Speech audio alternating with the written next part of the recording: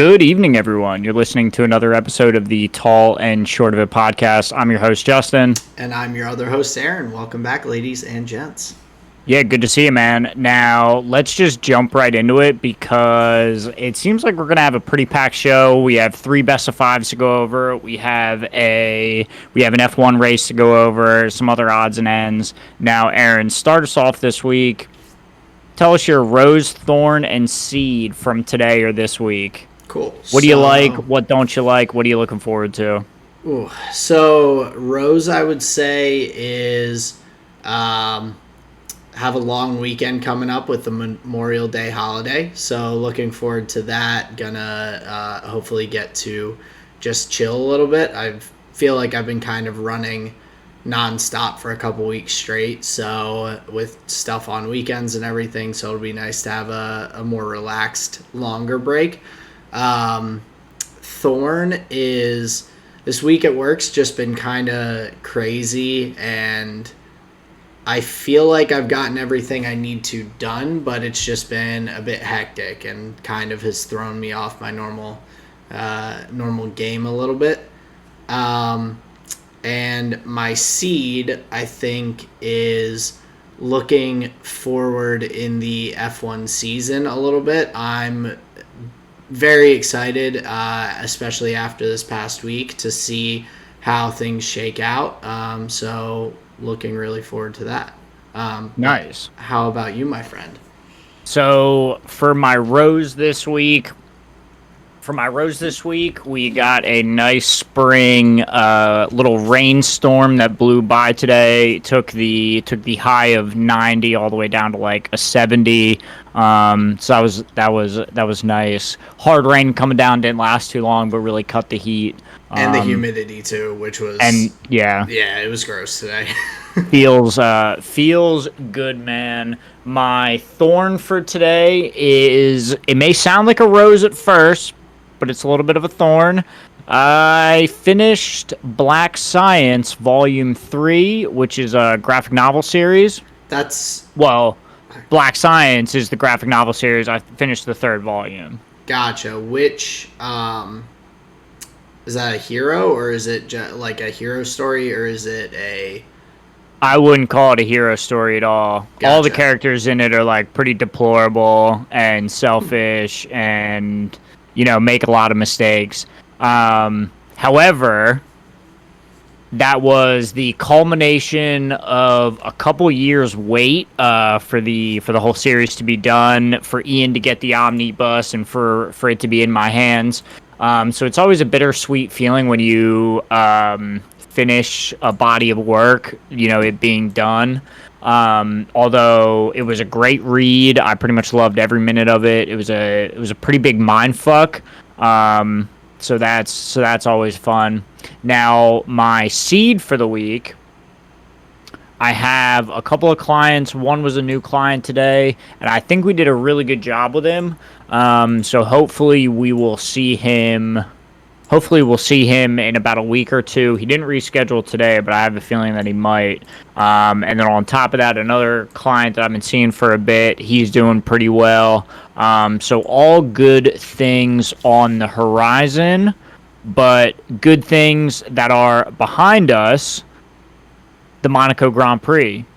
Yeah, and I mean, depending what you would say is good, probably it's a little subjective there.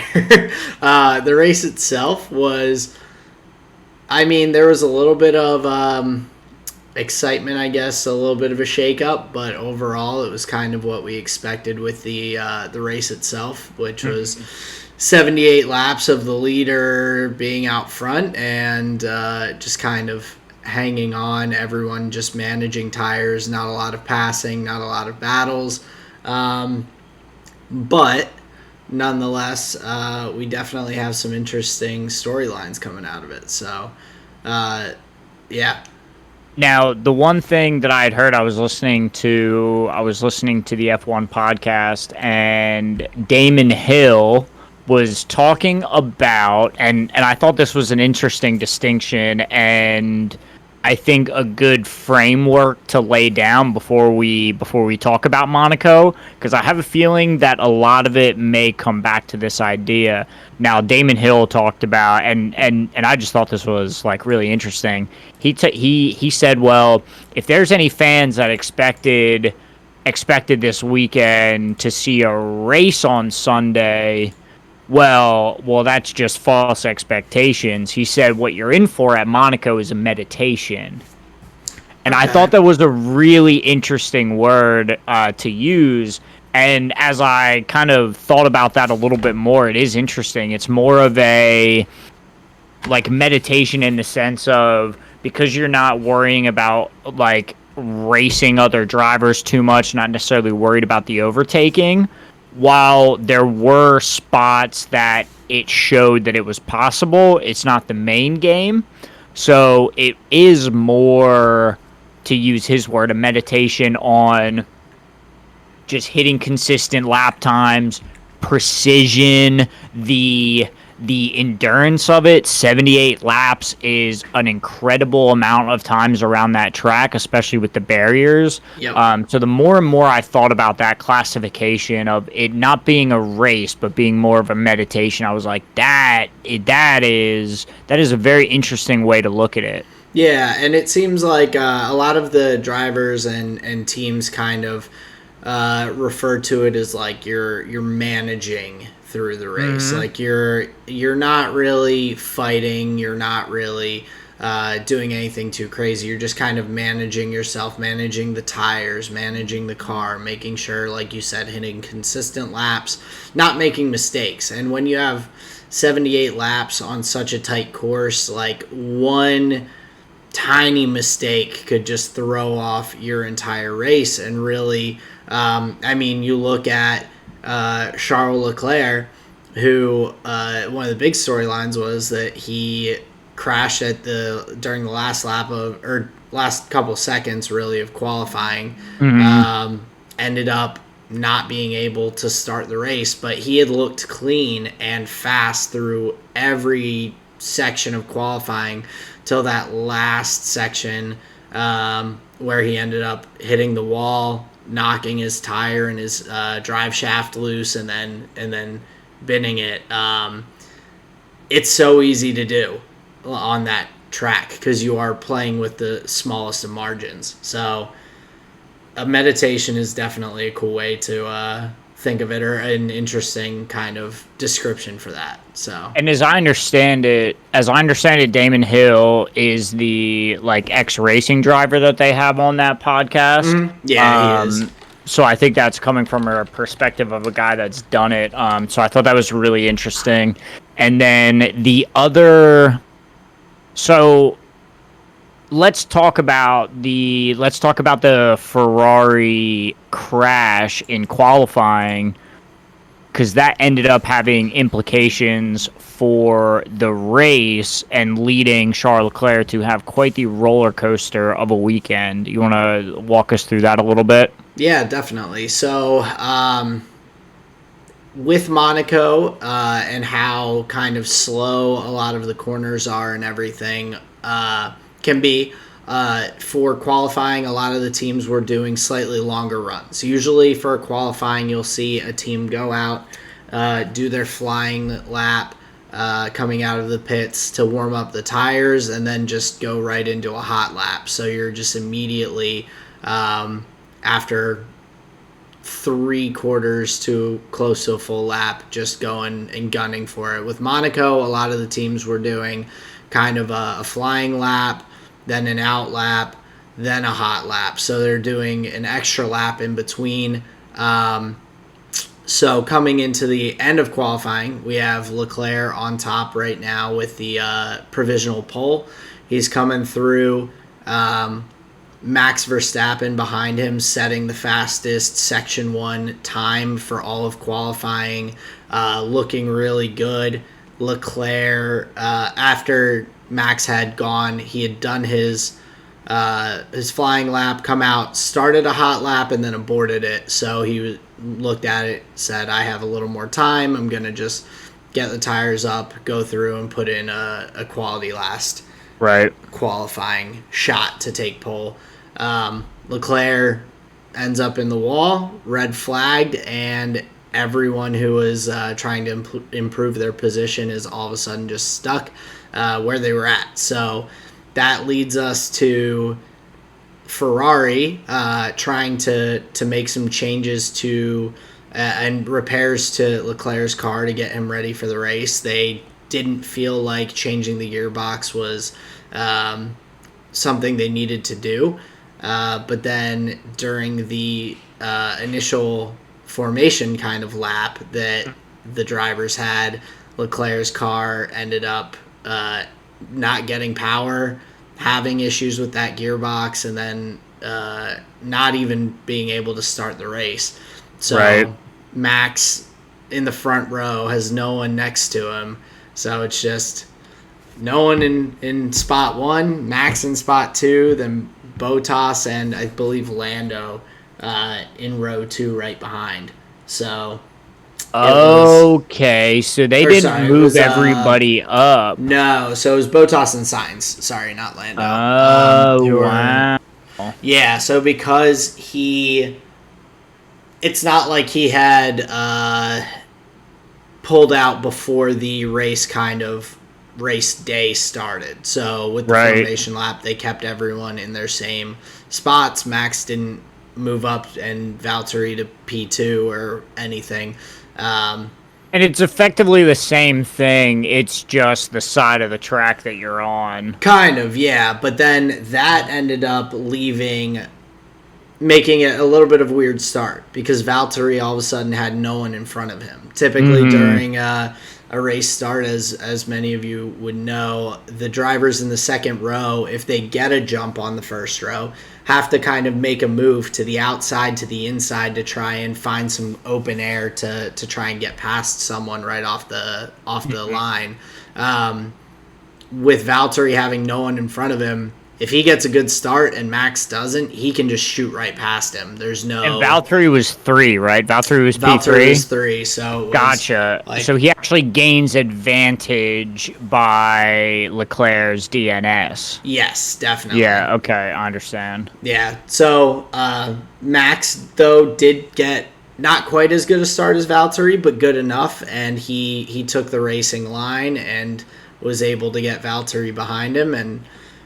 From there, it was a kind of typical Monaco Grand Prix. Well, it was pretty washed, right? It was 78 more laps of the same thing. Exactly. And the only thing that can really shake things up at that point is the pit stops and the team strategies, which ended up also kind of coming into play a little bit. So well, before we talk about the pit stops, there's an interesting element to it where you were talking about like the drivers having, the margin for error is very slim, with the barriers on either side. Mm-hmm. You have to figure these pit crews, they don't have all these barriers and turns and gear shifts and all that. They just have a tire and, a 2-second little process that they have to do. Why is that what's sealing the deal for Mercedes? If Mercedes has a bad day at the track, why is it the pit crews? So, in all honesty, I don't necessarily think it is. You can debate the strategy with Lewis's stop that they brought him in early, tried to get the undercut. It didn't pan out.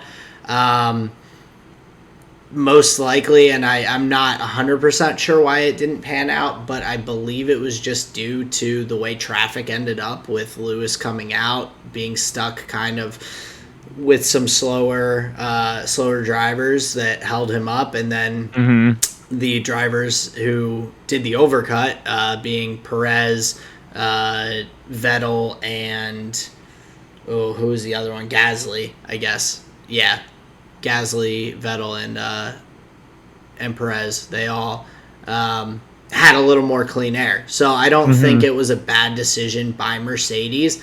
It's just sometimes that kind of stuff happens, and on a track like Monaco, getting stuck in traffic can just be very detrimental. Like, you just can't get past people super easily. But the reason that I don't feel like it's completely the pit crew's fault is with Valtteri's, and I listened to a bunch of stuff, read up on it. Valtteri kind of caused his own issue with his tire. So for everyone who didn't see the race, Valtteri came into the pits. He was in P2 at the time. They get off the back tires, the front left, and then they're trying to get the front right tire, and it just won't come off. And they just machined the wheel nut, basically shredded it, stripped it if it was like a screw that you're trying to take out. But the reason that happened was Valtteri went slightly past his like pit area, like not substantially, but enough that the guy who was waiting there with the wheel gun had to try and get the wheel nut with the gun on an angle. And so because it was not directly like clean contact, that is what ended up stripping the wheel nut. So Valtteri went slightly past his little like stop lines. At the same time, so I think it's a little bit of both, because at the same time, all the other guys with the wheel guns got their wheels off and no problem. Right. So it's like Valtteri didn't do it quite perfectly, and that guy didn't do it quite perfectly, and those two things together just created a DNF right at the pit stop. Shit, dude. So to the point shit. that Mercedes couldn't take that wheel off until they got the car back to the factory, like a day or two later.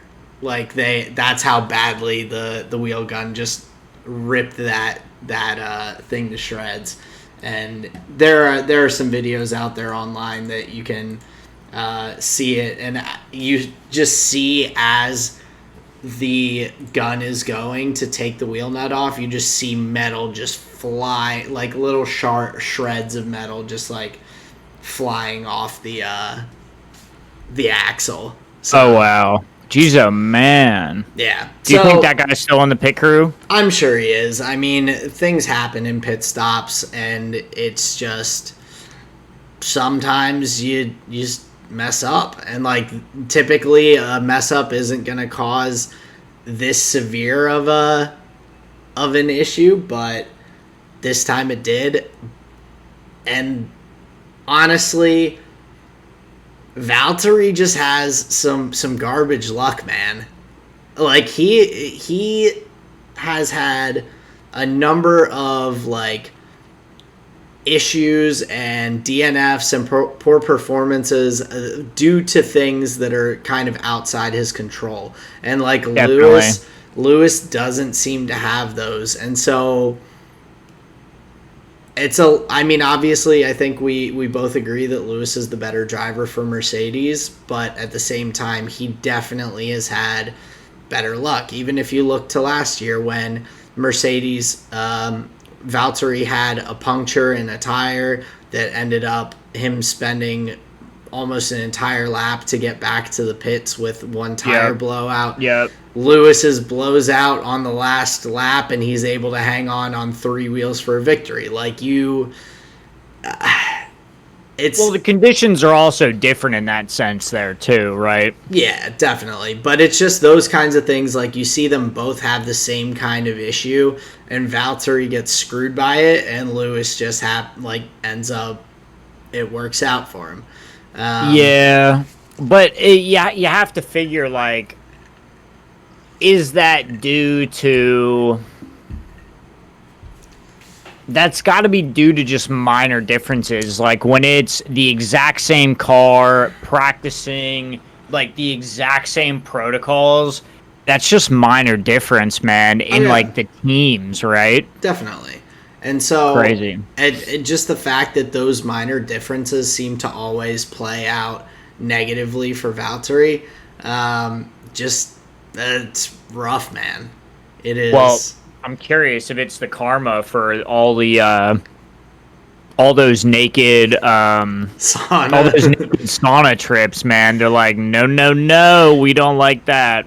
I don't can't know. be it. I don't think that that's it, but I mean, you could definitely come up with some stories. I mean, Valtteri and Leclerc might both be cursed. Leclerc has never finished at Monaco. I know.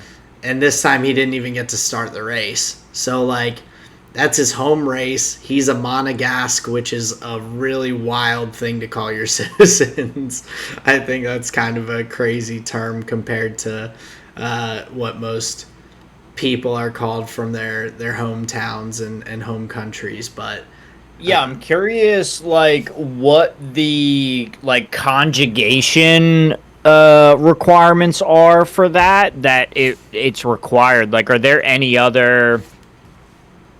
Is it if the country ends in an O?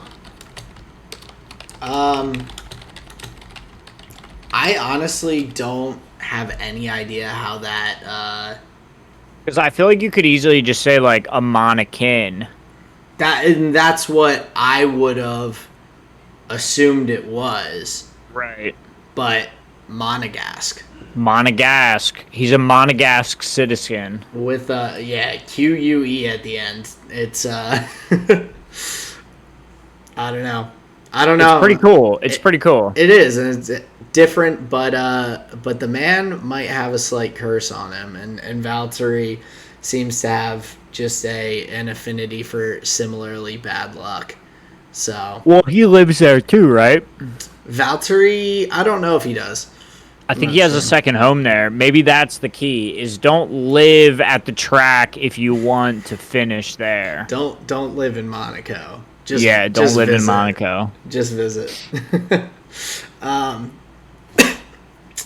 I mean, I guess that kind of gets us to the Lewis section that we kind of started, but Lewis was losing his mind that the undercut didn't work out. And that was, I think, one of the more interesting parts of the team radio was seeing his frustration kind of boil over. I feel like most of the time Lewis is pretty locked in, not too wild on the hot mics, but right. He was kind of raging a little bit.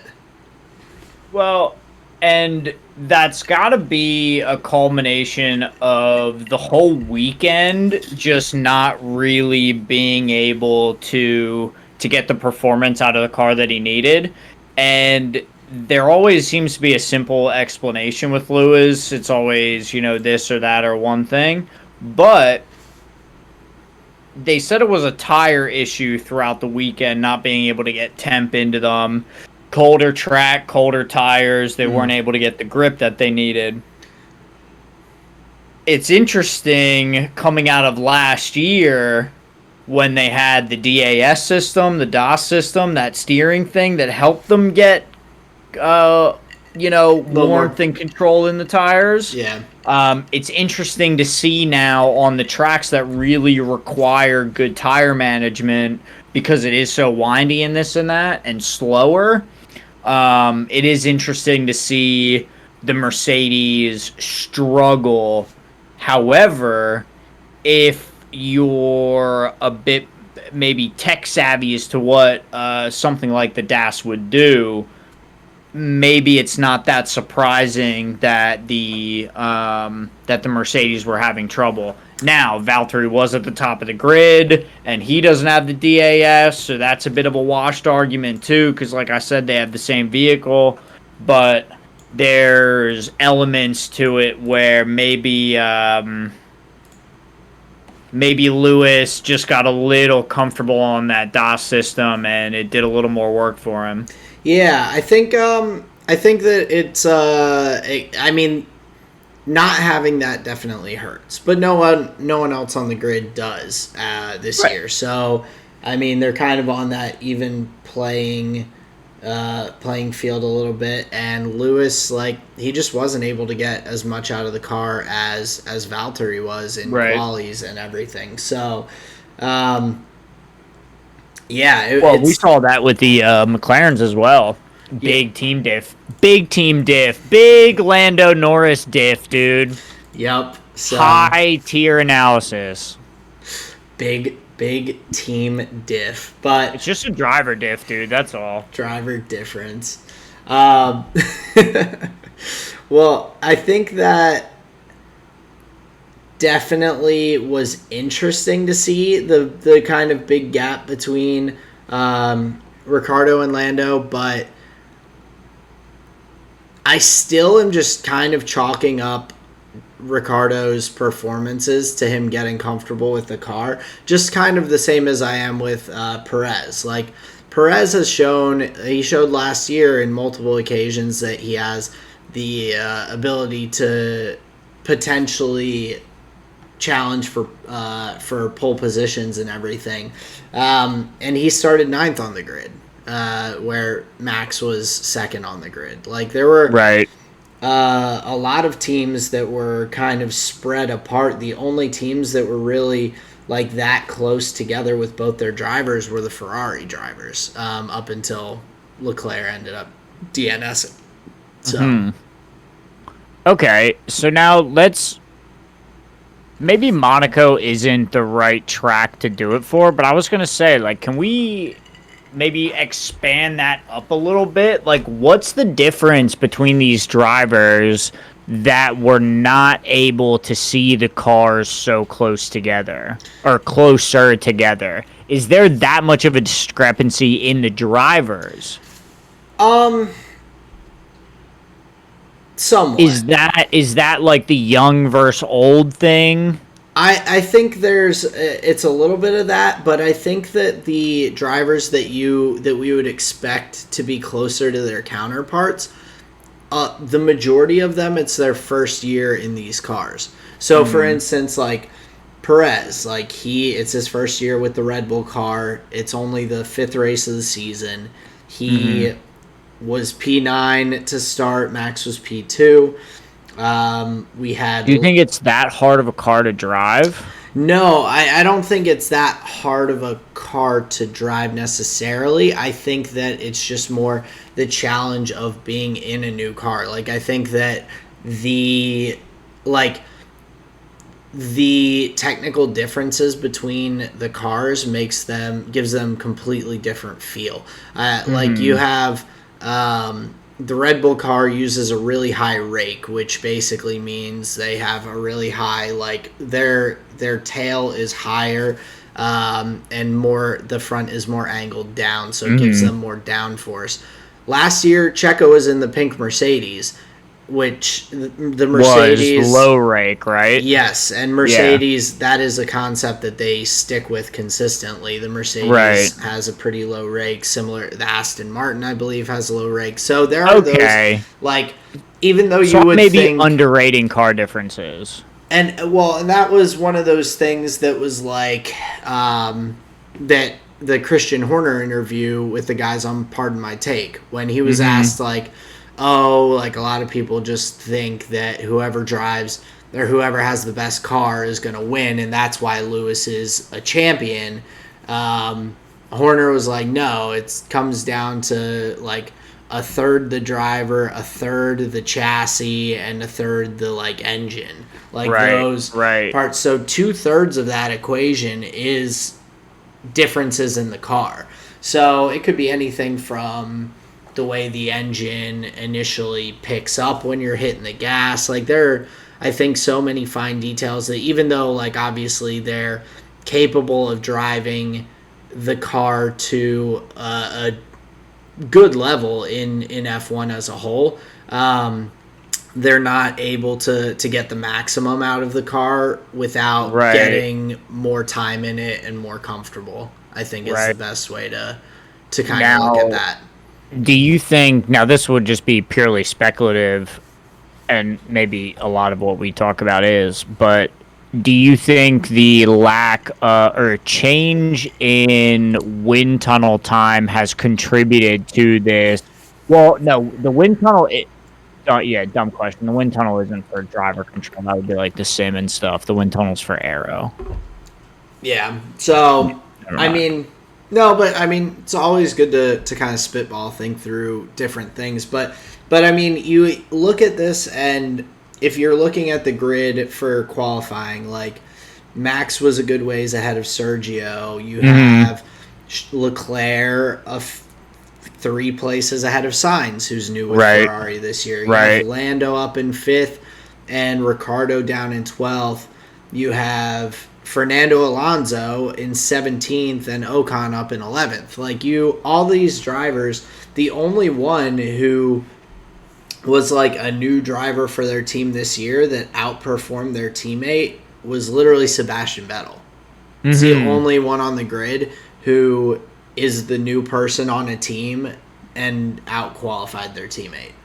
So I think that is pretty...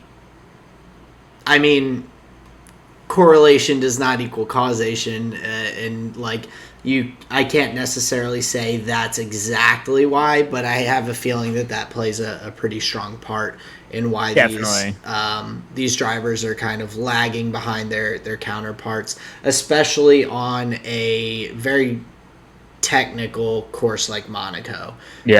Where getting the most out of the car and riding on really fine margins is really impactful for your race. So, And not just impactful, like it can be detrimental if driven improperly. Like there's other tracks that are way more forgiving, if they have like 100%. a gravel trap or grass or whatever the fuck. But yeah, so high stakes around Monaco, I guess is the word that I was trying to find. Oh, 100%. I mean, we saw Leclerc really did not clip the wall that hard when he crashed out in qualifying. No, but it was enough to bend his wheel in. Yeah, like snap, because you're high speeds going around that chicane there, and he just clipped it just hard enough, and his like drive shaft basically looked like it snapped with how the wheel was kind of hanging there. Well, I'll tell you, in combination with the Leclerc thing, so that happened at, what is that? They call it swimming pool, right? Dude, when we were watching the race, me and Aaron were cracking up because the way they talked about it, where on all these other tracks, they have all these corners with these fancy French and Italian and Russian names, German terms, and named after drivers. But then here's this area that's just called swimming pool. And dude, and me and Aaron are like, fucking with like Call of Duty shout outs, like, oh, swimming pool, like two in swimming pool. But I used that joke to illustrate. I think this was the first time I was able to really hone in on the names of the track sections that drivers were on, and then like use that in my mental map of the track and know where they were in relation to the other corners, right, by the name and number of the corner. Like if they said like casino or Ravats or whatever it was, whatever it was, I seem to be a little more familiar. So I thought that was a cool element of this past weekend's race. Yeah, and I think unfortunately, I wish that, and this is something that I've heard other people echo, I wish that the TV production had been better, because there were certain things that I think would have allowed viewers to make a lot of more of those differentiations and things like that throughout, like things that I didn't I'd kind of noticed. But for one, I mean, we had the battle between Seb Vettel and Gasly going on, and then they cut to Lance Stroll ramping it over the curb, and you don't even see the end of the battle. Something that I didn't fully pick up on during qualifying that apparently was happening was they would be talking about like drivers' lap times and everything, and be like they would be showing like Verstappen's like sector times, and they're like, oh, sector 1, like he was purple, and sector 2 he was yellow or green or whatever, and they're not even showing him as he's going around. Like they've got his times up, but they're like, then they're like, oh, and he like crosses with this time, and then they're showing him after he's like already crossed on his hot lap, and he's doing his like cool down lap back to the pits. Like they like they're shouting out Max, and it's like Charles that's coming across the finish line. Like they're like showing his times, and the broadcasters are talking about it, but the actual TV crew, they're like not showing the right things. And so I think there were probably instances as well that would have lent themselves to just to everyone who's watching being able to do what you and I were able to do a little bit, and kind of put together those corners where people were at, like how close they are to the next lap, to the pits, like different things like that. And the crew, the TV crew, and this is a exclusive to Monaco kind of thing. They had, I think, an Italian TV like crew had the contract to do all the TV production for Monaco. Gotcha. So it wasn't the standard F1 TV people. So it's not on F1 or like anything with them. But it was just a kind of disappointing thing that I had picked up a little bit on, and then after I saw a bunch of people talking about it, I noticed a bit more of that I had like initially not fully picked up on. But it is hard, right? Like it is very hard to catch a car driving that fast, you know, like the work that has to be done to make that a consistent lap around where you feel like you followed it the whole way. That's tough work.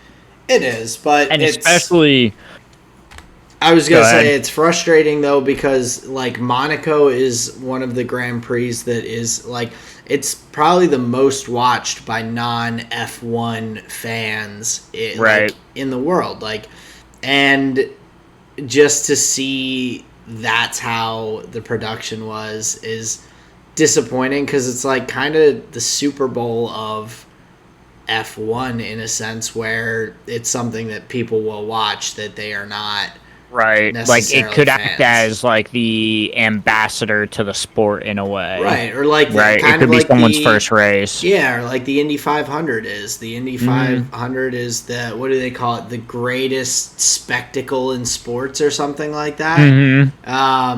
Like people are gonna watch the Indy 500 who aren't like IndyCar fans, right. So it was that was a little disappointing, because I would have loved to see, like, there weren't many battles, and it seemed like during the race, it seemed like they missed out on them, the ones that were there, pretty significantly, unfortunately. Well, the lack of battles, and this was another thing I wanted to talk about. I had encountered the statistic that it was the fastest Monaco Grand Prix ever, and that was due to the lack of safety cars and any like crashes or holdups. So I thought that was really interesting, where the main big holdup was in the qualifiers and the race went untouched. So even in a quote-unquote uneventful race, we still have some records being broken, which is fun. Yeah, absolutely. And I mean, it's always nice to see a race with no safety cars. Like, I know that some of the drivers, it did negatively affect their race, like Yuki Tsunoda, that AlphaTauri, he started out pretty far down the grid. He was in P16 to start. AlphaTauri was banking on there being a safety car with him. Like, they kept him out, I think, for like 50 some of the, I think it was close to 52 or 53 laps on his initial set of tires, as opposed to having him come in early, like have chances to make up places. They were hoping to get a cheap pit stop off of a safety car to be able to like potentially jump some places. And it just didn't shake out that way, which I'm glad. Like, I don't ever like seeing crashes and stuff like that, but well, of course, yeah. But yeah, it definitely affected some people's drives throughout. So now, this was, inevitably where we were going to go with it, talking about people who aren't race fans coming to watch the race. And, say what you want. You may love racing and yada, yada, yada. Can we please talk about the podium? Or at least the interviews. The post-race fucking interviews with Mr. Coulthard. It was brutal, man. And so... yeah, the Serena Williams thing. So for anyone who didn't watch the race, Serena Williams was waving the checkered flag at the end of the race for Monaco. She was there by the finish line. Weak as shit, by the way. Also, yeah, she was holding itch arm. She was holding it with two hands like it was a like a tennis racket. Right. Instead of just like one hand freaking like swinging that thing around. So it was, yeah. Well, and it was windy and she looked like she thought it was going to attack her and like brutal. But yeah, continue. So tough with that. And then she is right there as they're doing the interviews. They go through, they do the interview with Lando. They do the interview with Carlos. They get to the interview with Max, and Coulthard was like, he asked very basic questions of Max, like, "Oh, how was the race?" Max was like, "Well, it was one question," and then he was like, "Excuse me, Max, hold on. Let's bring world champion Serena fucking Williams. Give it up for her. Come on." Asked her more questions than he asked Max, asking her what kind of advice and knowledge can you give to the drivers today from a one world champion to these competitors. And she's like, "I'm not a racing driver. Like, I can't right. like, I can't give them tips on this." And yeah, like her answers, honestly, she did a very gracious job of it. I mean, and so did Max. He just had a big ass smile on his face the whole time. He's like, "Yeah, this is about the cringiest fucking thing ever," right? He looked pretty uncomfortable. Granted, Max looks pretty uncomfortable like during interviews occasionally anyway. Oh, yeah. He's very much a racing driver, and that he's like just wants to do it on the track. The interviews are like but yeah, that was just uncomfortable, like having Serena, and like it was just very unnecessary. And It would have been great to have him do his like full interview with Max, and then he could have been like, "Oh, hey, Serena, our like checkered flags, like waiver celebrity guest person, come on over. Like, what did you think of the race? Was this your first race seeing the drivers at Monaco? Like, what are your thoughts after it?" Like, but to just cut out in the middle of Max's interview after one question to like jump to the celebrity guest was just, it was cringy. Weird. Yeah, it was super cringy. Yeah. Like, and to the degree that the interviewer Daniel Coulthard is ex-F1 driver, I'm sure they could have waxed poetic a little bit together about what it's like to drive in Monaco and what those feelings could be like. Oh, but 100%. Instead, they dropped that whole opportunity to talk about, a tennis player. And, no shade to Serena Williams. Like you said, not at all. They both handled it graciously. I think they showed, like, the awkward cues both on either sides to, let everyone know, like, this wasn't our idea. So that all being said, I take nothing against Mr. Coulthard, nothing against Serena Williams, nothing against Max or anybody whose ever idea that was for some Wimbledon marketing was just terrible. Yeah, just don't do it. And we did get a good tweet that I saw out of it, though, where I saw someone, I think, had responded to one of Matt Gallagher's tweets and had said that she was the best Williams on the track over the weekend. So, a little shade thrown at George and Latifi. But, yeah, that cracked me up a little bit. And so that kind of takes us through the start, the middle, and the end of the race. Now, you said this was your first time watching a Monaco Grand Prix live. What'd you think? It was about what I expected. It was cool to watch. Like, the track and the course itself are very neat. Watching the drivers kind of sweep through the streets, wrap around those super tight turns, and kind of weave their way around. It's cool. Like, I 100% understand why Monaco is on the list, even though it's not a super competitive track in terms of the actual race. It was fun to watch. It was cool. I do honestly prefer races that have better competitiveness and more excitement. Yeah. But I'm not gonna knock it too much. It's kind of one of those things that's almost like a tradition where they're just going to keep doing it, and I'm okay with that for one race out of a 23 race schedule. So right. Now, that's funny that you said that, because that's my last note that I have here. I believe his name is Sam Collins, the large black gentleman with the afro that does the tech talks. Mm-hmm. He used the term anachronism, and that is an element that is out of character with like its current new modern surroundings. Like it's like out of time. Gotcha. And that's the term that they use to describe Monaco, or I should say the Monaco Grand Prix. And I thought that was a lovely way to describe it. But like you said, I'm kind of here for it. I love a classic for a classic's sake.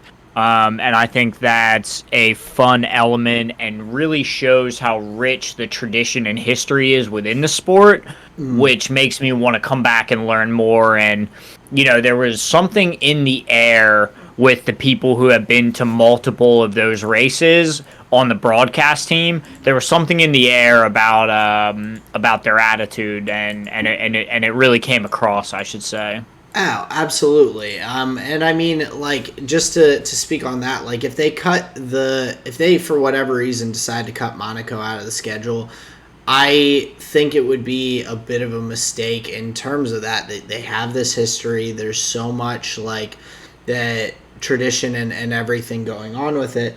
I mean, like, just a interesting stat that I saw. So, Max Verstappen, 23 years old, first Monaco Grand Prix win.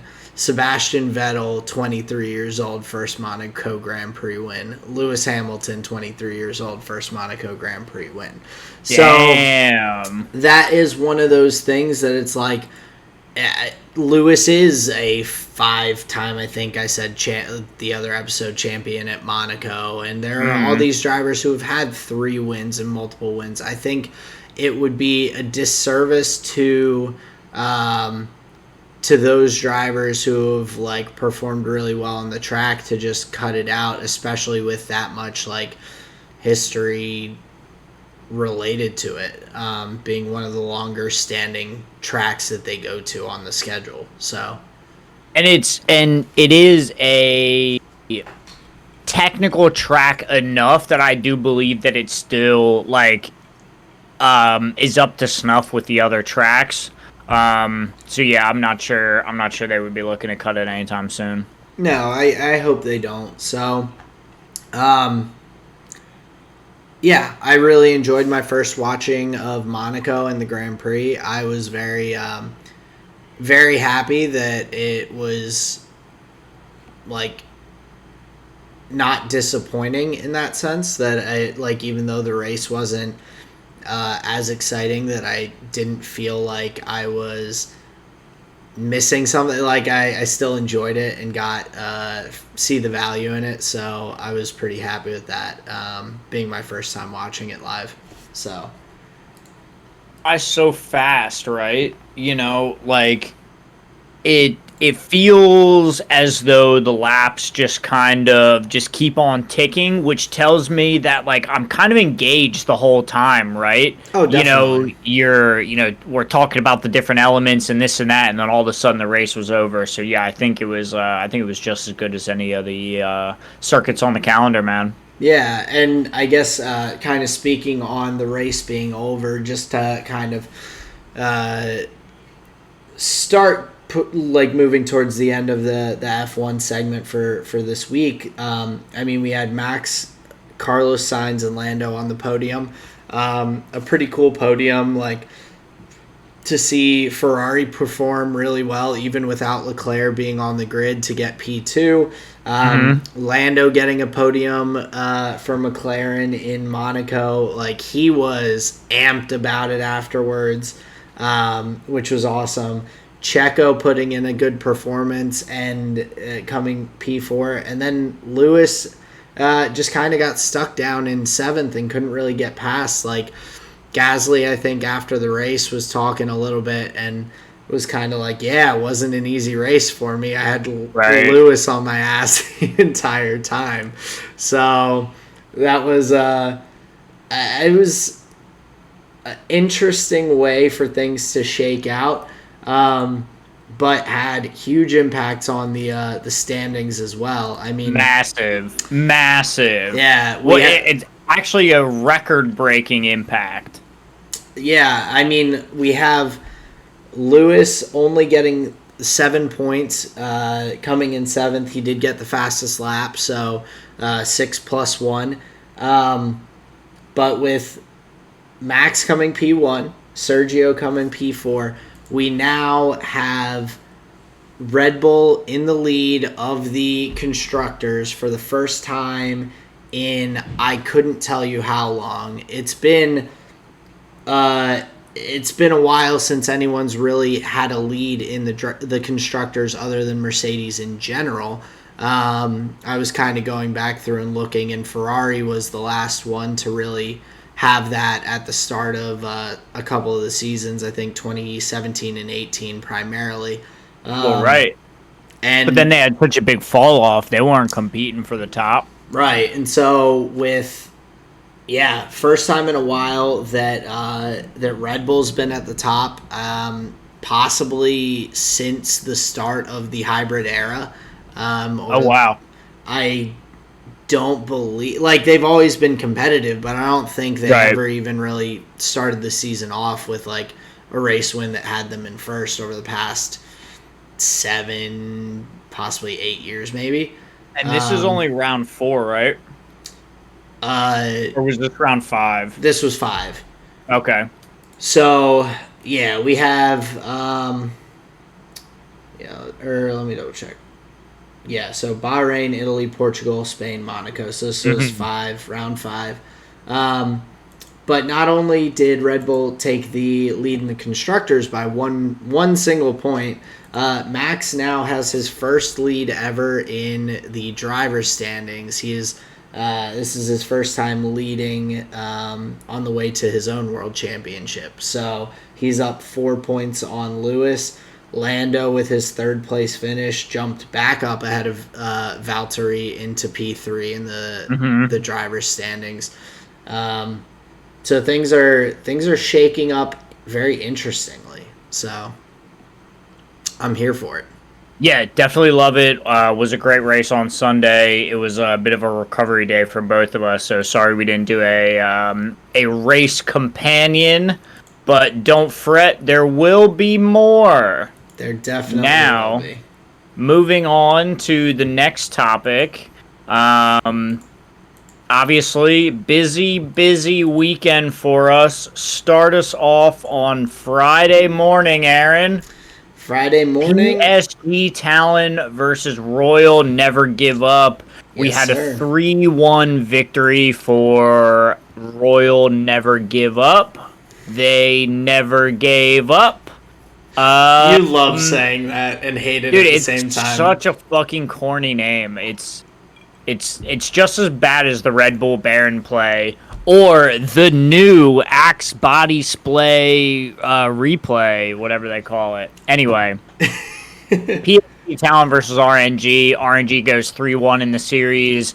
Now, my biggest takeaway from the series, which will inform my future watching, I want to see Doggo win something. Man, I would love to see him make it to Worlds and for PSG Talent to have another shot on the international stage. I really hope they do because his performances throughout that whole series and really through the tournament, he was never really a liability for the team. He was a substitute player coming in for them in the AD carry role or the bot laner role.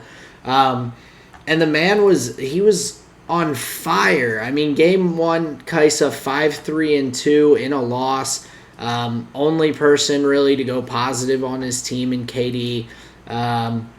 Game two, we had PSG winning that game. He goes 9-0-9 on the Tristana, just popping off. We have him like just consistent, never being a liability, playing really well. Even in game four, he had some opportunities on the Tristana where there were team fights where, and I'm thinking that this is I think this was in game four where they are right around the Baron and he had he put the bomb on the one guy, Buster shot ulted him into the other two. All three of them get hit with the explosion. And everyone's just left with a sliver of health, and he just couldn't quite finish him off. He was like one crit away from just having from a pentakill. Just right there. In the games that PSG really had a chance, I think it was Doggo that was stepping up in these fights. Like watching his. I'm pretty sure the pros call it auto spacing when it's like at that level where he was doing max damage in these team fights, or just like positioning his just being able to hit from the outside without putting himself in too dangerous of a spot. While taking some pretty questionable rocket jumps when he knew he was going to get the resets to just keep on hopping. I think Doggo looked great on the Tristana, and not just Doggo, but both him and Kaiwing as a duo, they look great in the 2v2. I don't think they were ever giving up too many advantages, and PSG Talent was really picking for the bot lane and like prioritizing them in the draft, not letting Doggo's priority go down to, second, third tier. Yeah, and the other thing that with PSG Talent that I was really impressed with is, I know I talked to you about it while we were watching, but Maple has been a consistently strong player for so long, from the LMS all the way through to now. The PCS, I think, is their current league name. Pretty sure. Maple's been around for a long time. He's been playing for in league since, I believe, 2013. Like, this is his 9th year in League of Legends professionally. And he's still just competing constantly and consistently with the top mid laners in the world and not ever really getting too behind, and also still able to make some really great plays. Him on the Silas in game 2 that PSG won, he played so well. It was massive, really impressive. Well, that was the one that he was stealing. Yeah, that was the one that he was stealing Xiaohu's fucking gnarl and just popping people against the wall. Yeah, and it was funny. Go ahead. Oh, I mean, it was just how like that was the only ult that I think he really like. There were other ults he probably could have taken, but that was the most impactful, and he just constantly was making it like Yeah. using it to its full extent. So Well, and what's crazy is in that team composition, Maple's Gnarl was always going to be better than Xiaohu's Gnar because it was just right when you want it, right? Like an action, like the real Gnar has to build up that rage bar and get the transform and make the timing work. But Maple can just press the button and you're against the wall. He doesn't need mega mini. It doesn't matter to him. oh yeah. So I really loved the Silas pick at this tournament. I'm just so happy that champion is in the game, honestly. He's so much fun to watch, and these pros do a really good job of deciding when and where he's a good pick. And like you said, in Game 2, PSG Talon taking the victory. But again, look at the scorelines, bro. Doggo 9-0-9. Went deathless in that game. Insane. River really solid performance on Udyr as well, and not to knock. This is no knock to RNG. I know we're talking about PSG Talent a bit. RNG played phenomenally. They had some really good performances from their team as well. But seeing PSG as kind of the underdog come in and really take some solid shots at RNG and land some with getting a win out of that. I think most people expected them to get swept, and they came out fighting every game, really, except for maybe Game 3 were super well. Except for Game 3 were like really close games. And Game 3 was very much like just a snowball from the start that RNG just knows how to close out games quickly when they get a big early lead. Very much so. So, yeah, like really, and I mean the person from RNG who I think impressed me the most throughout, not just this series but the tournament as a whole was Gala. Gala was a interesting maniac, and the man just like they gave every team just kept giving him the Kaisa. And like I know he lost a game at the PSG game that they won was against Gala on the Kaisa, but Game 3, 8-1-3 on it. Game 4, 10-3-7 on it. Like, he plays that champion so well, and he was consistently getting it throughout the entire MSI tournament. I know there are other priority bans and things like that, but with how well he was doing, I was just like, why are they giving this man this champion? Right. Well, yeah. So you said the one element of the consideration is like having other priority bans, but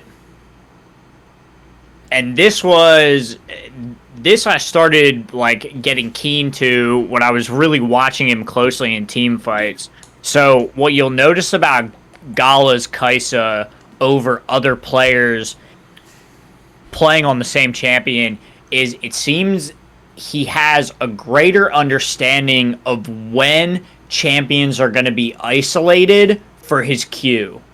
So him and Ming, especially when Ming is playing these like engage heavy tanky supports, like he played Braum, Nautilus, and Leona pretty much like all tournament. There were some others in there, but when you combine that with the Kaisa, you get this hyper awareness of when a player is next to their teammates and when they're just far enough away. And those were the moments that Gala was choosing to use his killer instinct.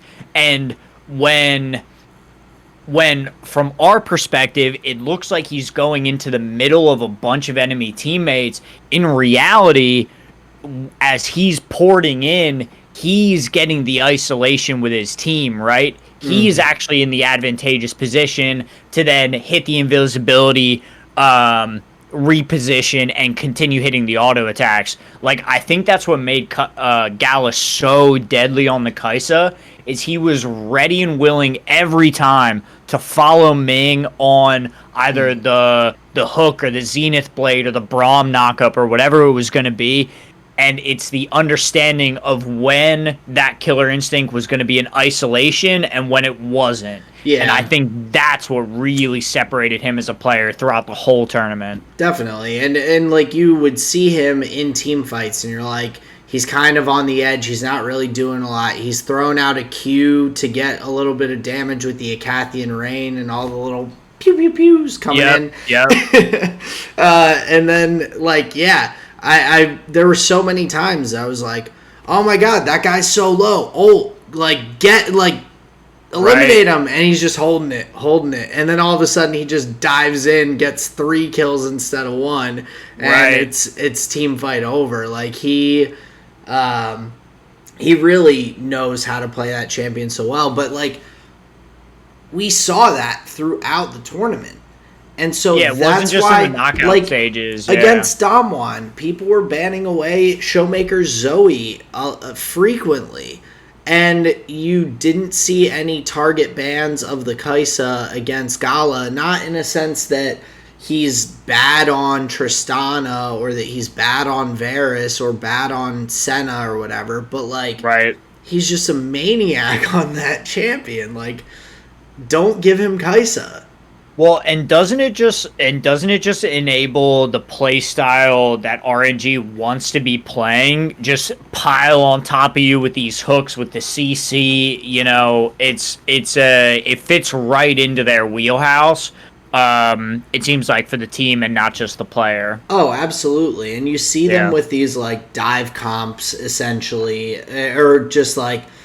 I mean, yeah, some of the comps like fight comps pretty much. Yeah, that they're just like they want to just go in and start fights. Like not necessarily dive, but yeah, like comps that are based around team fighting. And they do that so well, and when they go in and go ham, they play team fights so extremely well. So we also should, before we move on to other series, because this was just a stepping stone on RNG's path to victory, but we should note the blue side advantage that a lot of teams had throughout the tournament, and I think that was a big factor in these matches because of how important and small the current champion pool is for pick and bans. Yeah, and I think having that counter pick as your as the blue side for last pick to be able to not that strong if the 1v1 doesn't matter that much. Right. So like it allowed them to not necessarily blind pick champions as much, to be able to use things like the Silas and different other champions to kind of be able to round out team comps and everything. Right. So yeah. Do you have a stat for like what the blue side like win percentage was? In the knockout stages, it was 79%. So everything after the groups. Gotcha. 79%. Yeah, that's pretty wild. And so yeah, it kind of shows that there are also enough strong picks that having that first pick on the red side does not really make or break a draft. Having the second and third pick on the blue side and everything really is definitely a powerful play, because there really just were too many good champions to be able to ban out everything, and so you're giving up some really solid stuff usually in that second round, either the priority jungler or priority AD carry, things like that. So let's just keep that in mind as we continue talking down the tournament, because that will definitely factor in. Now, moving on to Saturday's matchup, we had Damwon versus LEC's Mad Lions. Yep. So, overall, pretty respectable performance from Mad Lions.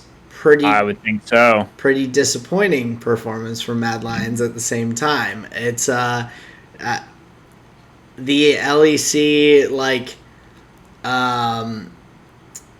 Shocks made a video, or well, she made a TikTok. I know how much you love TikTok, Justin.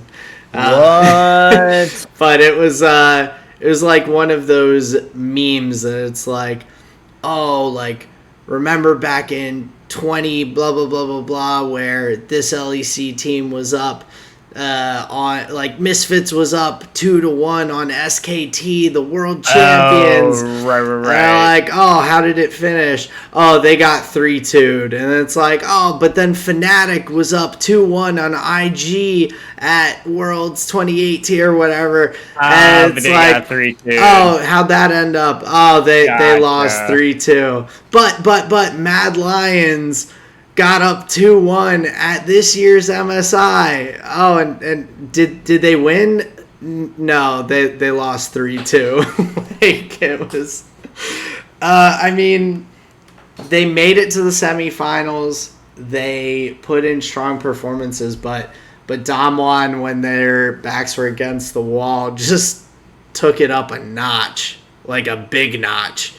Yeah, and I'll tell you, I thought that was going to be more showing going into the RNG series, because I remember saying to you, I was like, bro, it seems like they have a whole nother gear that they can just kick it into.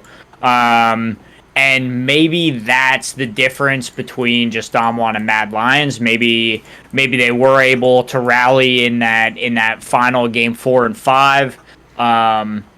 But I'll tell you, man, I thought it was going to be a 3-1 or a 3-0. I was not sure Mad Lions was going to take it that far. However, I think the main takeaway from that series is, and I mean, call me a traitor for saying this, but I don't see NA as honest competitors anymore. Like, I really think the veil has just been lifted. I'm just like... I mean, for me, it's been a little while, I think, that I've felt that way. I think that the player base and the competitiveness of solo queue and things like that in EU with all their issues. I guess when PSM went 06. Yeah, but I mean, I've always thought of NA being like close, like behind LEC, but also like kind of close. And from this MSI, I'm just kind of hoping that Cloud9 got some good experience for World, like to go into Worlds. Like it was not, we weren't the fourth best team out there. Even like PSG was definitely a step above C9 and Mad Lions as well. And I think the other big takeaway for me is that LEC teams should probably be a little bit concerned about Carzzy and Kaiser, because yes, those guys were getting bodied in the LEC playoffs and the LEC finals. I think they got solo killed every game, which I think I mentioned before. These guys were getting 2v2 kills constantly, even against RNG in the or against Damwon in the semifinals. They were winning out that bot lane, beating Ghost and Barrel, like looking really, really good and being the kind of carries for their team. Well, they were my big like keys to victory for that series, where if they when they were getting ahead and pulling advantages and getting dragon control and like expanding that vision from the bottom side, it was because Carzzy and Kaiser were just going crazy. Yeah, it was incredible. And I mean, like the last two games, like early game went super, super poorly and they got snowballed on hard. But like, I mean, throughout the rest of the series, like those two guys, Kaiser, Carzzy, looked phenomenal. Humanoid looked really solid as well in like the first 3 games. Like he was playing pretty consistently. He got picked on a lot in the last couple games, but like that's just kind of the way it goes sometimes. Dude, honestly, I think the only reason Mad Lions was like winning boards though was because of Elioya and Armit. Like they were playing at a level that I'm not sure Damwon seemed ready for. Like match after match after match. Like it felt like Armit and Elioya were like legit like fucking with Damwon a little bit. Like there were certain things that they did that just felt like they caught Damwon just like so off guard. Like the way they were playing the Volibear and the Lee Sin in game 2, like they were like just a pace and a half ahead of Damwon. They were, and they played the kind of like weak side very well. Like even though obviously like Elioya was spending more time around the top lane, but weak side in terms of champion picks, I guess. Yeah. I mean, Arma in game, what was that? Game 3 on the Wukong, like pulling that out and having some crazy engages into team fights, getting those cyclones and knockups and everything were huge. It was interesting because it felt like it was like the Wukong pick was buying time for Humanoid's Orianna because it didn't seem like.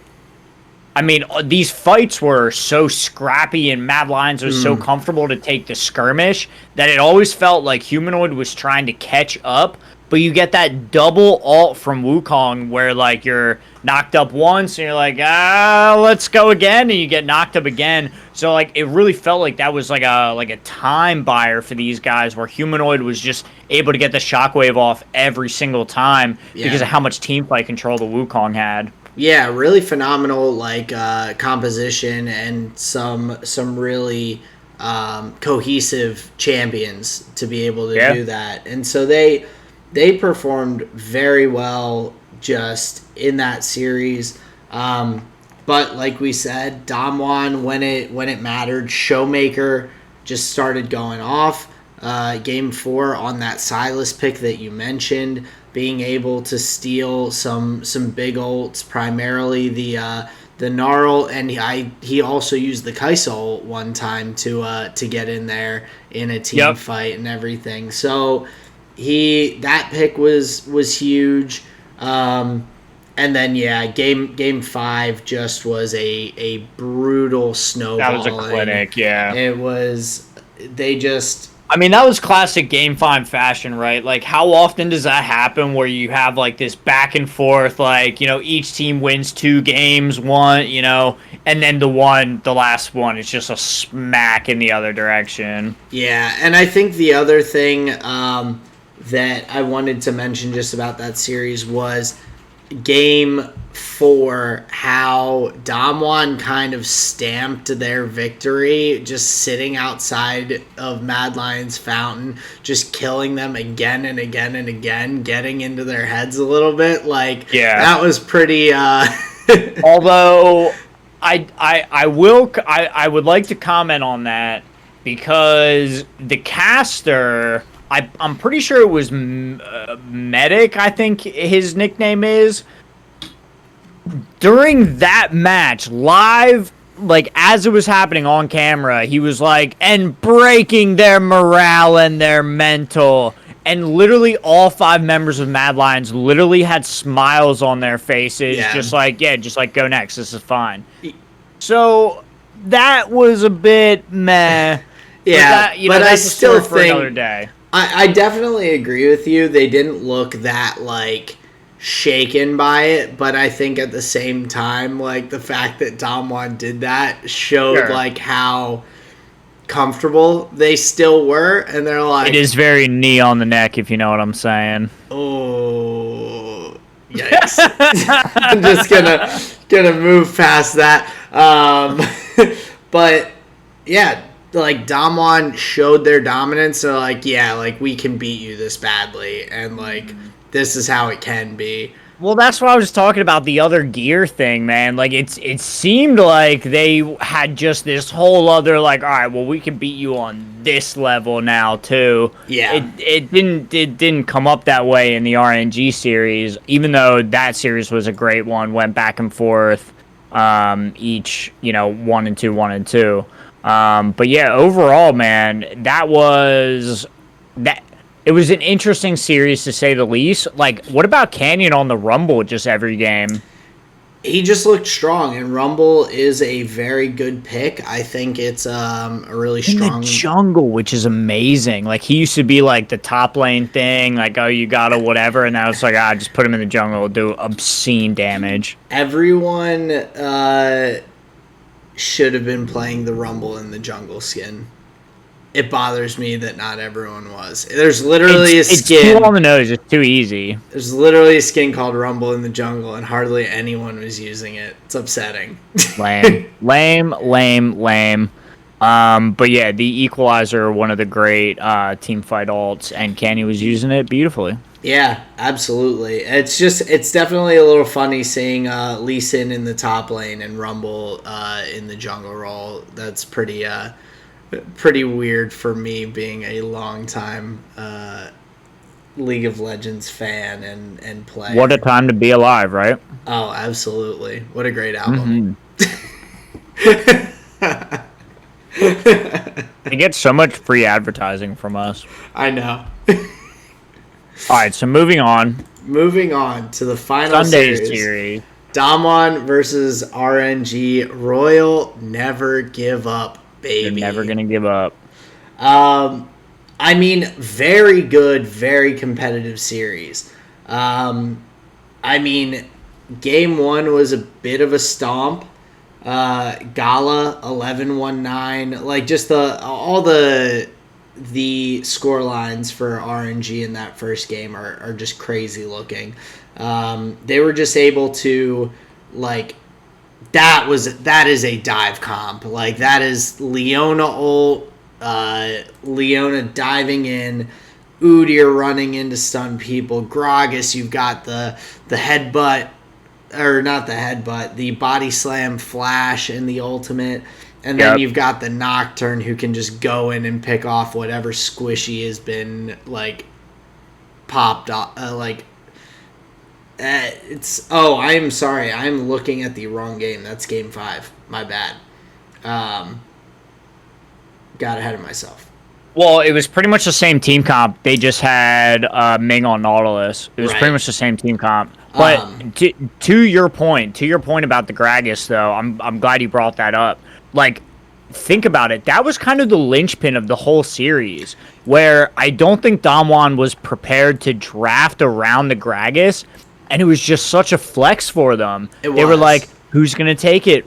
Who's going to take it? Wei, Xiaohu, you have no idea. And then always Xiaohu. Yeah, but literally 3 games they played the Gragas, and I think it was super strong. And look, you had Khan trying to play like, Aatrox, and then, they draft the Renekton for Showmaker. That got them a victory, and that was against the Gragas top lane. And then you see it in game 5. They try to play, like, Jace Aatrox against it. Kind of rough. The Gragas gets the pop off. In game 1, they play the Scion against it. Like, Damwon just did not have an answer to the Gragas. That was... I'm not sure he was even, like, laning better. He was just, like, worth way more in the team fights. His separations were insane with the cask. Yeah, and talking just about that, in general, that's what we had mentioned about RNG, that they were all about having those team fight comps and being able to have that much disruption and engage from something like the Gragas was huge. And I mean, Showmaker did as much as he could to try and, like, win that series. Like, on the Akali, he looked so good, but when you have so much CC on the other side, there's only so much you can do. Like, he was getting picks, he had a pretty solid game, but just couldn't quite do what was needed to get the win. Game 2, he came back, played the Xerath, which was really a wild pick. Did not ever expect Xerath to be picked in this series. Goes 3-0-13. His ults were on point, constantly hitting. He got the dub on the ship, bro. He looked so good. It was so clean. Like, And I mean, Khan on the Lee Sin looked really good too, but the Xerath was just very impressive because that is, you're so immobile, your positioning so important, and man, that ult is not easy to hit in my opinion because I've played that champion so many times and I miss probably like 50% of my ult. Well, it gets easier the more charges they give you, but like just having the 3, yeah, people can just put their blue suede shoes on and just juke the shit out of you. But he was like hitting every single shot practically. It seemed like it's incredible. The reverse mind game that you have to do. You have to know that they know that you know that they're gonna juke, so then you have to put it in the, Gotcha. Right, I'm not that big brain. So gotcha. Yeah, smooth brain, Aaron. Exactly. That's why you never hit diamond, bro. I know. I'm a chump. Too smooth brain, man. Too smooth brain. But yeah, so the Xerath was on point. Not only was he getting the kills, he was setting them up for the team. Most assists on the team, tied with Khan. So obviously we have some top lane, mid lane synergy going on there between Khan and Showmaker. They were playing great in the game.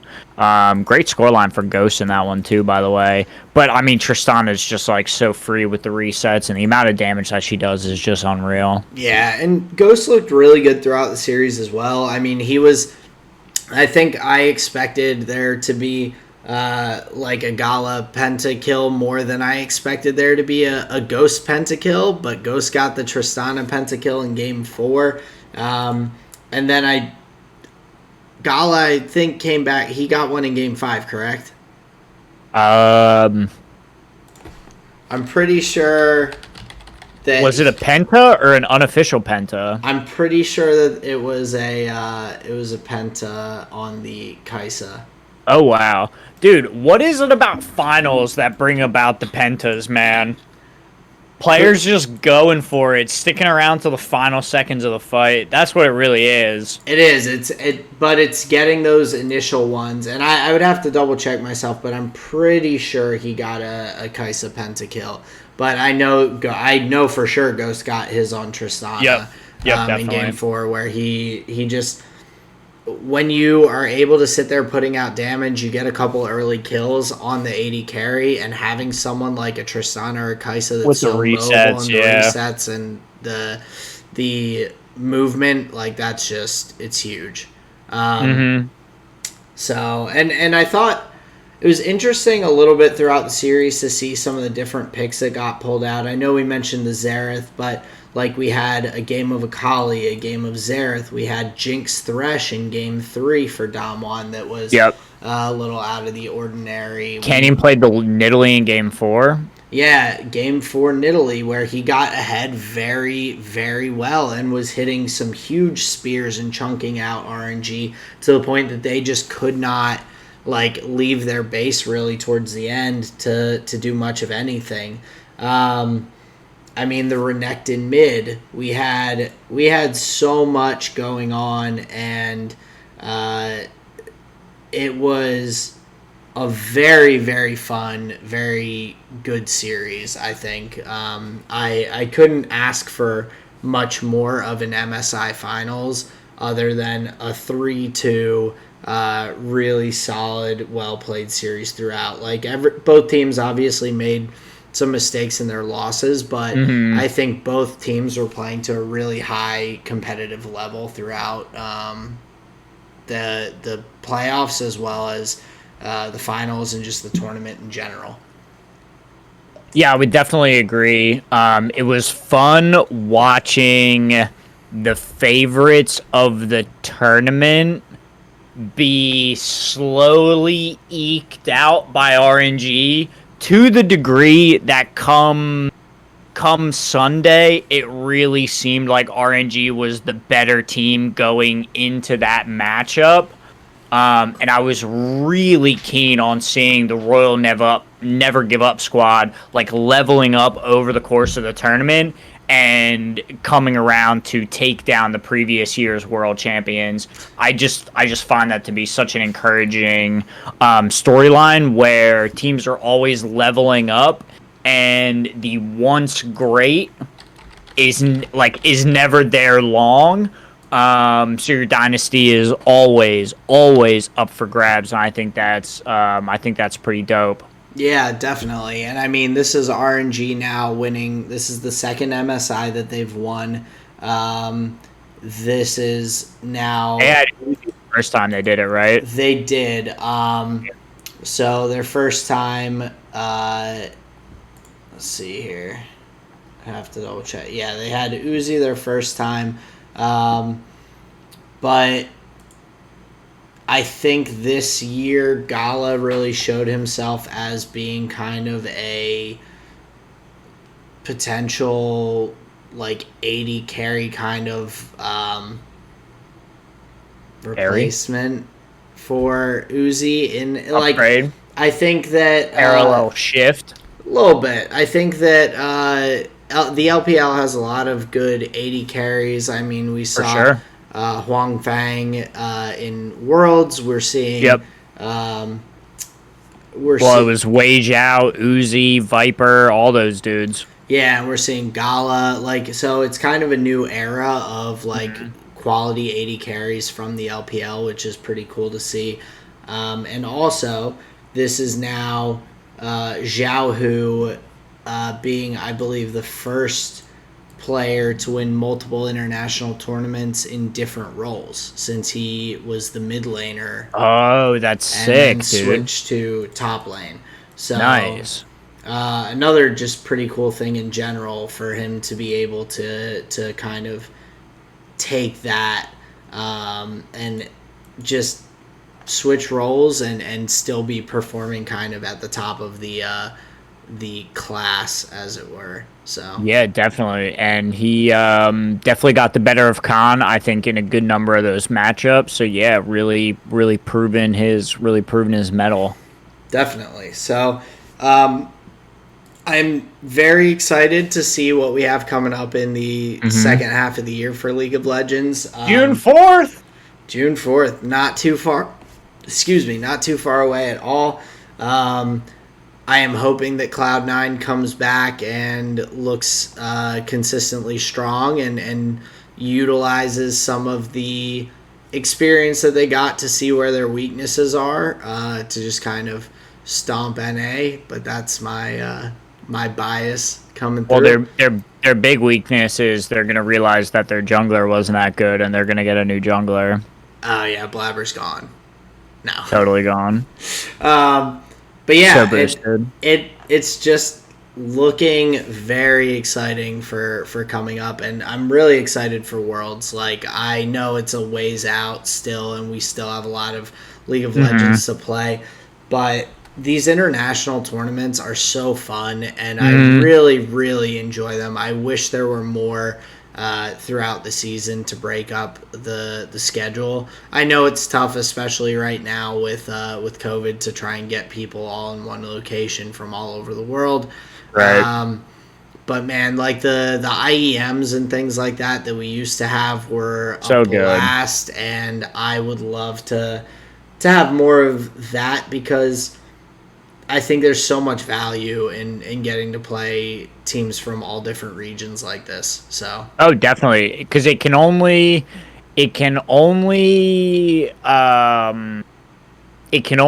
gild the stories of the top teams, and it can only improve the skill level of the developing regions, right? I think it's just good for all parties involved.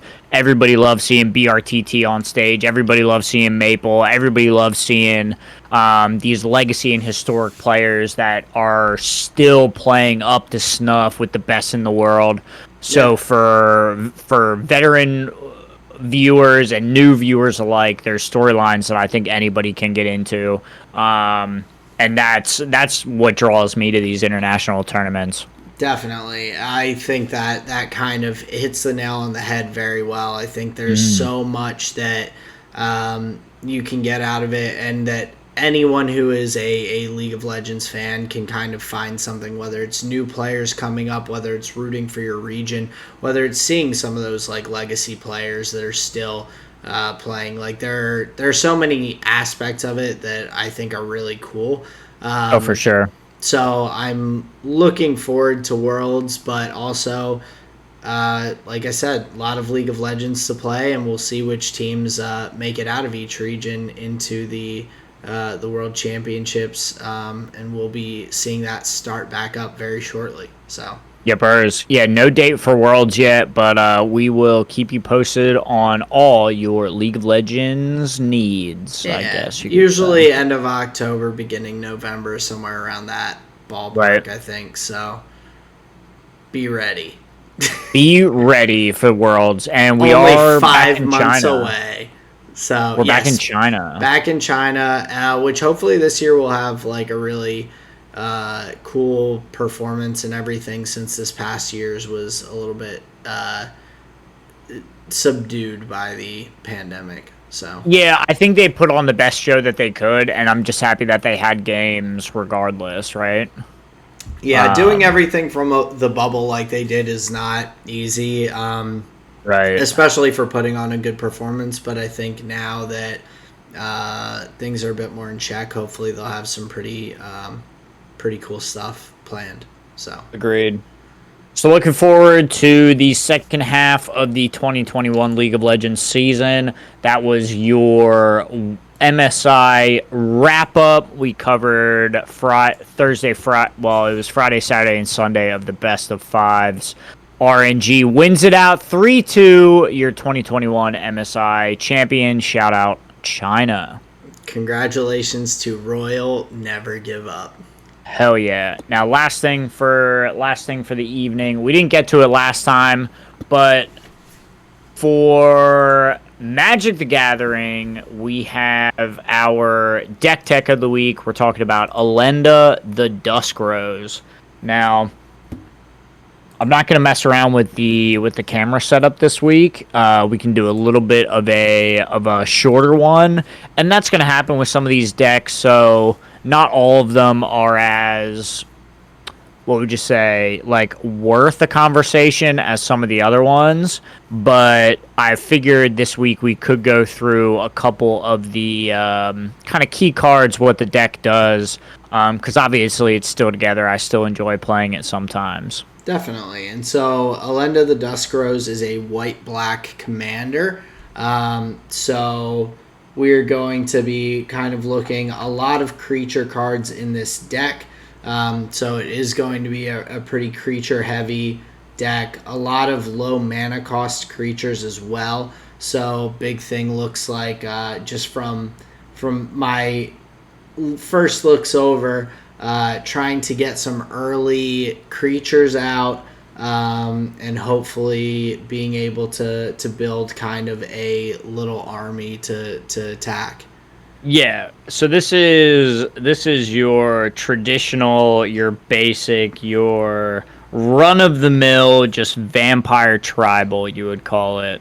Now, tribal just refers to like having all of the creatures being one type, and then having like anthem effects, things that care about having those types of creatures. And so just trying to draw as much value as you can out of being all in one, creature type. So obviously Elenda, she's a vampire. This is my vampire tribal deck. Now I have a couple of key cards here. These are some of the funnest ones. So let's first, because there is one of them that I would like to talk about, is the Sorin, Vengeful Bloodlord. He's the one and only Planeswalker in the list. The idea behind Sorin is he gives me the lifelink that my vampires need to satiate their hunger for blood, and also he can reanimate things and turn them into vampires if it wasn't a vampire already. So Sorin helps me do a lot of what I want to be doing in the deck, and he is just on flavor. The art's amazing. So that's Sorin. Now we have Vault of the Archangel, which is a land. Now, that says 2 a white and a black, tap it. Creatures you control gain Death Touch and Lifelink until the end of turn. So this is a way to discourage my opponents from blocking my massive army of vampires and hopefully swing through for lethal, gain a bunch of life on it. So that's one of the fun lands. Now, so explain just ahead. briefly what Death Touch and Lifelink are as abilities. So Death Touch says that if this creature would deal combat damage, well, no, if this creature would deal damage to another creature, destroy that creature. So as little as 1 point of damage on a 10 power creature or a 10 toughness creature is enough to kill it. So if you block with anything against something with Death Touch, you automatically lose it. Right. And Gotcha. then lifelink is the damage dealt by that creature is given back to you in health.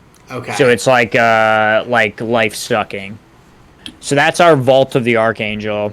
And then we have in our enchantments section one of the best cards for Vampire Tribal, Legion's Landing.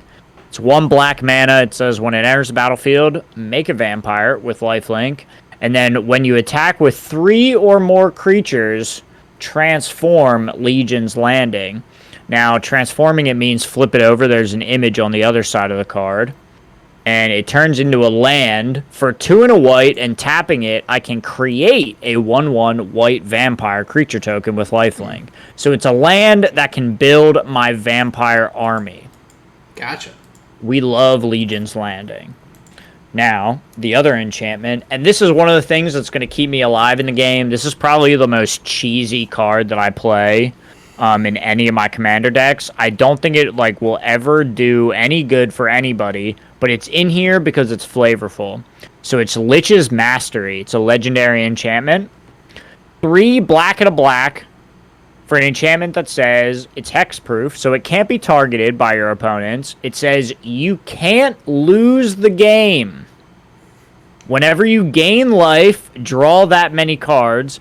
Whenever you lose life, for each 1 life you lost, exile a permanent you control or a card from your hand or graveyard. So hopefully I have a bunch of that stuff to get rid of before I have to exile things on my battlefield. Hopefully I have cards in hand and other stuff to get rid of. But then the important text, it says whenever it leaves the battlefield, you lose the game.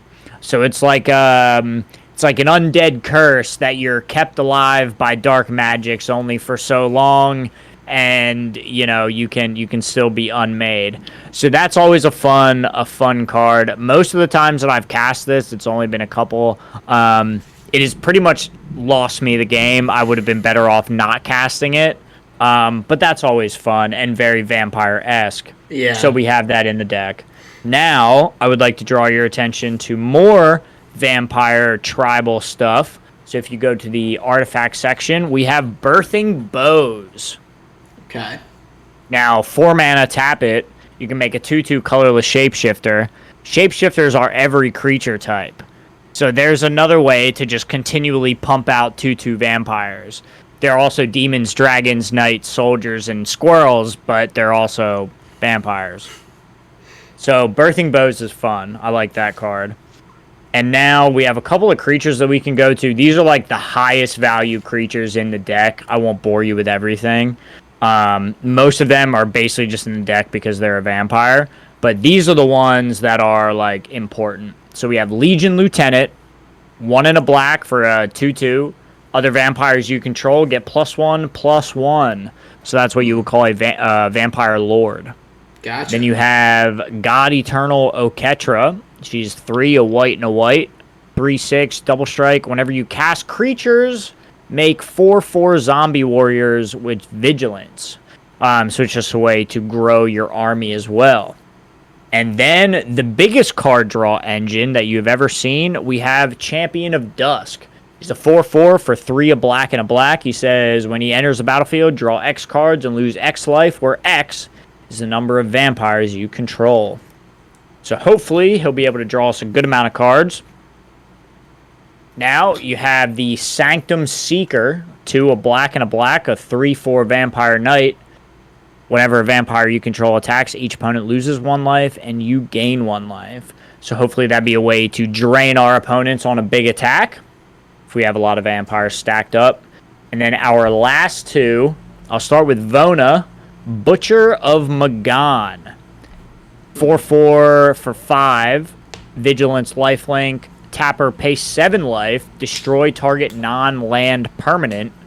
I can only do this on my turn. So she's like repeatable removal. Hopefully we'll just have life on deck. So that cost really won't matter. All we're really doing is tapping her. Vampire on the field, Vigilant, lifelink. So she's a big beater when it comes to the combat step. Yeah, and big fan of her. Being a 4/4, not super easy to get off, and if you have the Legion Lieutenant out there, it becomes a 5/5. So. Well, exactly. And the vigilant part where so you can attack with her and then choose to tap and destroy something with it gives her versatility. Definitely. And then the one card that will probably close out the game most often is Cruel Celebrant. So 1 in a black. Whenever she or another creature or planeswalker I control dies, each opponent loses 1 life and I gain 1 life. So if I'm able to get into some loops where I'm killing a bunch of my stuff off, this is going to do a lot of damage to my opponents. Gotcha. Yeah, so that is Vampire Tribal. It's one of the more basic decks that I have. It's been around for a long time.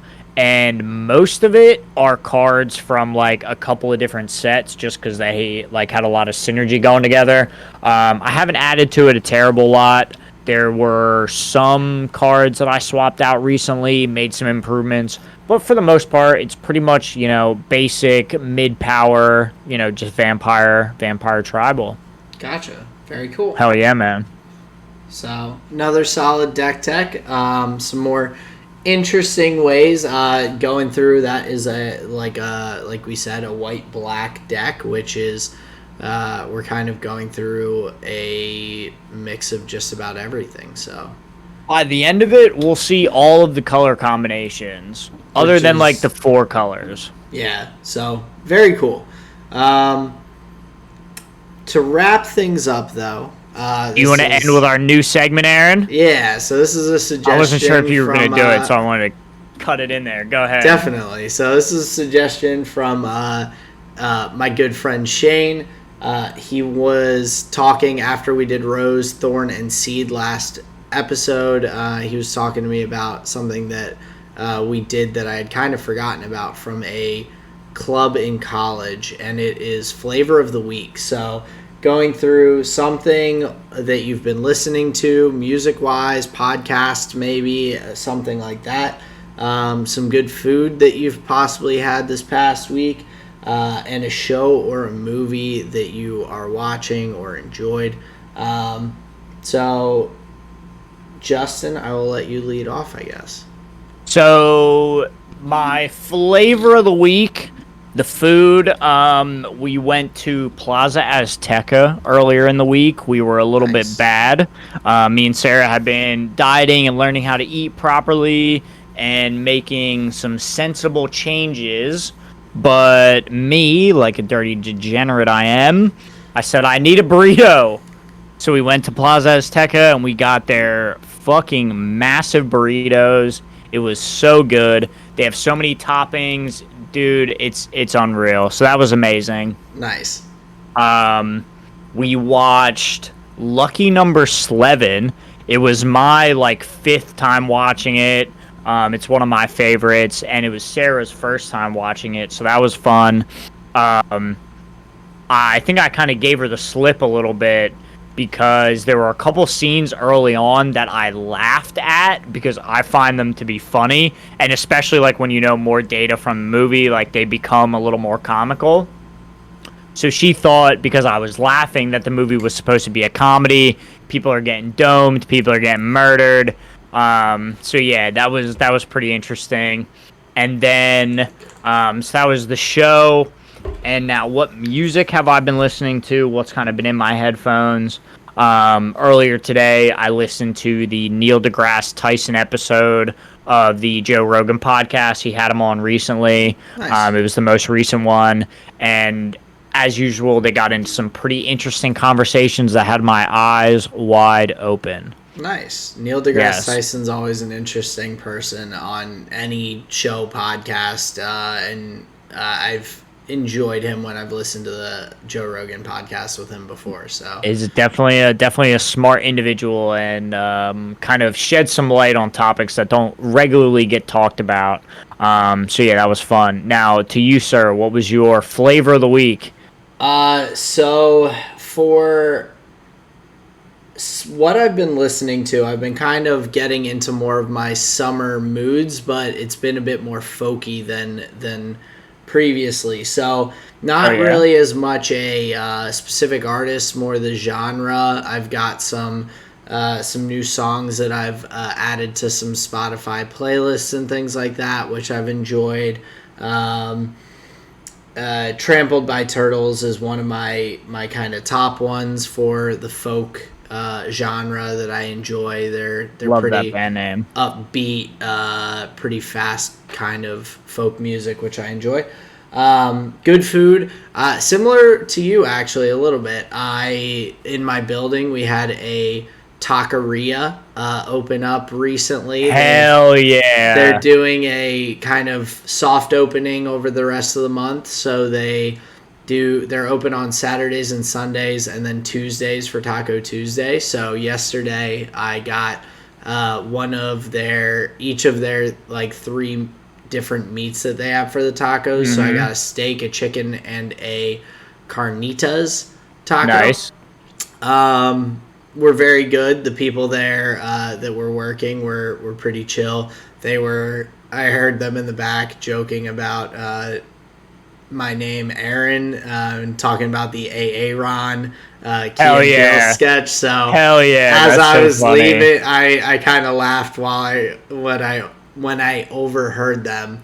And as I was leaving, they're like, "Have a good one, Aaron." And so I always got him. Gets a smile out of me. Dude. I'll definitely be going back. The tacos were pretty decent. Not a bad deal for their Taco Tuesday specials. So I'm interested to see.